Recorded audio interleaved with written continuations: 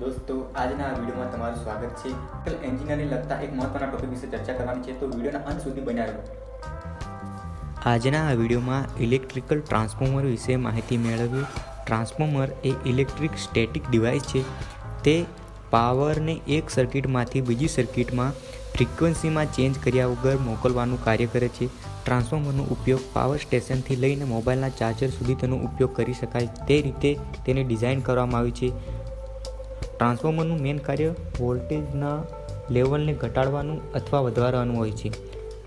લોડની રિક્વાયરમેન્ટ પ્રમાણે તેને પરચેસ કરી શકાય છે। જો વધારે વોલ્ટેજની જરૂર હોય તો તેના માટે સ્ટેપ અપ ટ્રાન્સફોર્મરનો ઉપયોગ થાય છે અને ઓછા વોલ્ટેજની જરૂર હોય તે માટે સ્ટેપ ડાઉન ટ્રાન્સફોર્મરનો ઉપયોગ થાય છે। ટ્રાન્સફોર્મરમાં બે વાઇન્ડિંગ હોય છે, એક પ્રાઇમરી વાઇન્ડિંગ અને બીજી છે સેકન્ડરી વાઇન્ડિંગ। સેકન્ડરી વાઇન્ડિંગમાંથી આપણે આઉટપુટ અથવા લોડ મેળવવાનો હોય છે, જ્યારે પ્રાઇમરી વાઇન્ડિંગમાંથી ઇનપુટ મળે છે આપણે। હવે જોઈએ પાર્ટ્સ ઓફ ટ્રાન્સફોર્મર।